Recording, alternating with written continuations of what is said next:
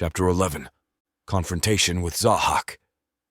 The conscripts, already accustomed to the unsettling presence of the Drexarians, were nonetheless taken aback by this sudden and direct intervention. The sight of one of these formidable creatures, which usually maintained a watchful distance, now swooping down among them was both startling and ominous. The Drexarian's wings, dark and expansive, enshrouded the selected conscript completely, obscuring her from view. The rest of the soldiers could only watch in a mix of fear and confusion, unsure of the creature's intentions and powerless to intervene. In the dimly lit quarters, lit only by the ambient glow of the ship and the red eyes of the Drexarians, the event took on a surreal quality. The conscripts, lying in their respective tiers, were frozen in place, their attention fixed on the cocooned figure of their fellow soldier. Whispers and murmurs broke out among the ranks, each conscript grappling with a rush of questions and concerns. The Drexarians, known for their inscrutable nature and their role as overseers of the conscripts, had never before interacted so directly.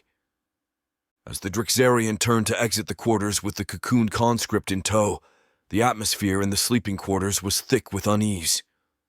The conscripts were left to ponder the fate of their comrade, the meaning behind this abduction, and what it might portend for the rest of them. This served as another chilling reminder of the absolute control the Drexarians had over them, and by extension, the Drexarian Empire held over them. In the oppressive silence of the sleeping quarters, each conscript lay awake, contemplating the uncertain and perilous nature of their existence under the watchful, glowing red eyes of their captors. Cora, driven by a sense of duty and concern, stood up abruptly as she watched the Drexarian turn with the cocooned conscript. Her instincts as a commander, always to protect her unit, overrode any sense of personal safety. Marcus and Hector, her trusted sub-commanders, were quick to react to her movement. "Cora, don't! It's too dangerous," Marcus urged, his voice laced with genuine worry. He understood the risks of confronting a Drexarian, creatures known for their unpredictable and formidable nature. Hector chimed in. "We don't know what they're capable of, or why they're doing this. It's not worth the risk." Cora, however, was resolute. "I can't just stand by.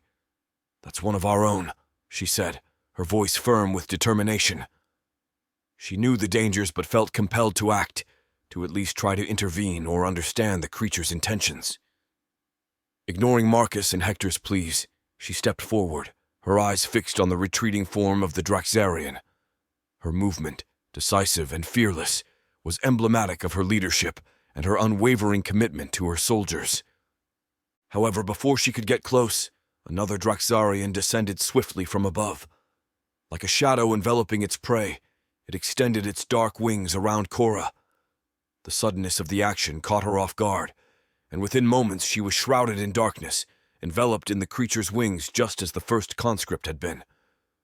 Marcus and Hector, along with the rest of the conscripts, could only watch in shock and helplessness as Cora was taken.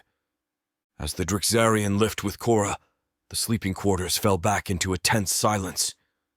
The conscripts were left to grapple with the uncertainty of what would become of their commander and their fellow soldier, both now at the mercy of their alien captors. Enveloped in the suffocating darkness of the Drexarian's wings, Cora found herself in a state of complete immobility. The creature's embrace was like a prison, shutting out all light and sound, leaving her in an oppressive void. She struggled to maintain a sense of direction and time, but the lack of sensory input made it nearly impossible.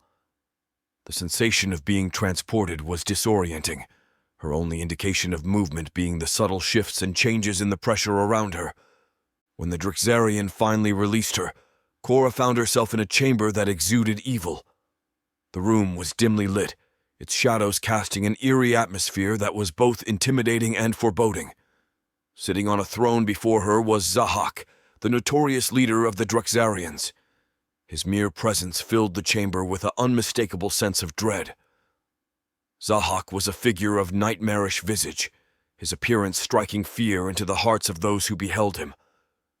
The two snake-like creatures that emerged from his back writhed and hissed, adding to the terrifying spectacle.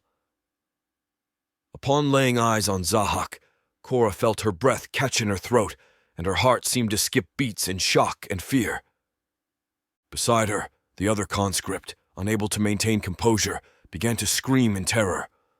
The sound was blood-curdling, echoing through the chamber and amplifying the horror of the situation. Despite her own terror, Cora managed to maintain an outward appearance of calm.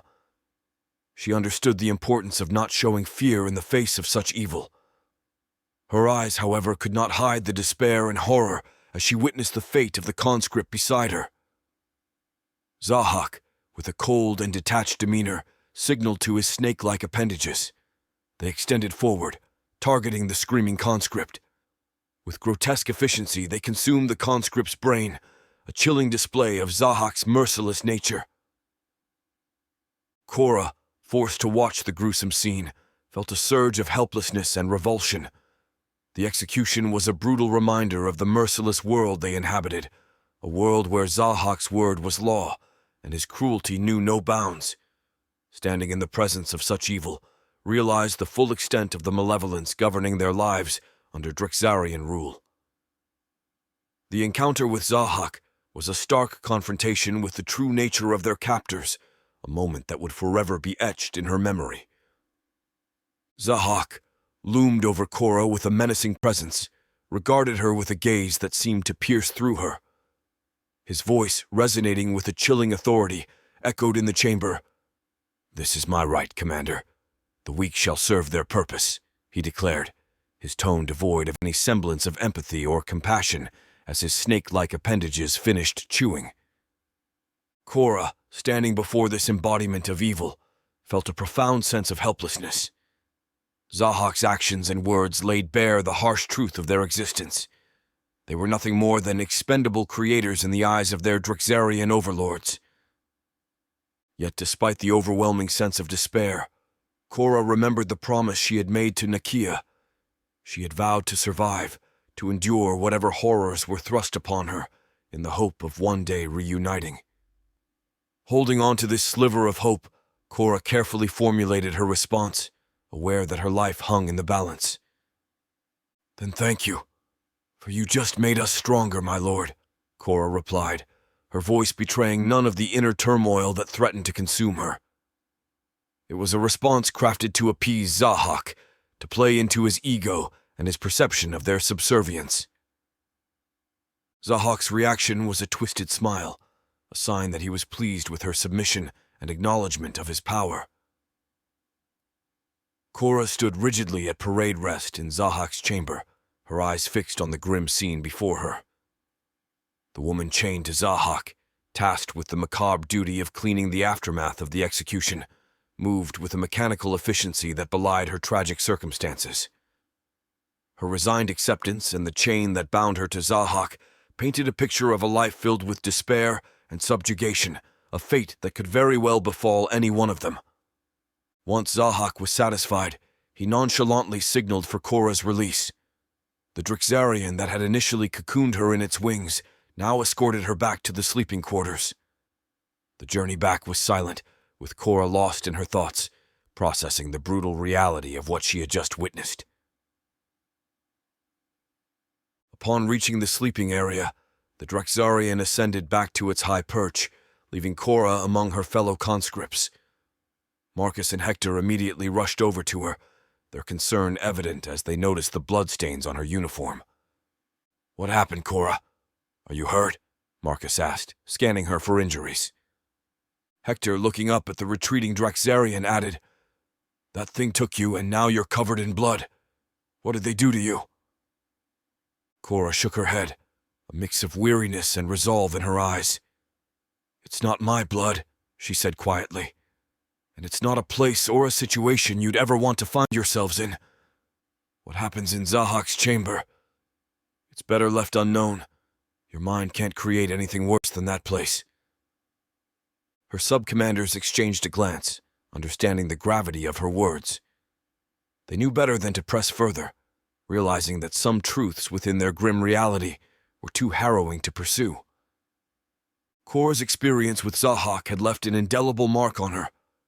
Yet despite the horror she had witnessed, her resolve remained unshaken. She was determined to survive, to protect her unit, and to uphold the promise she had made to Nakia.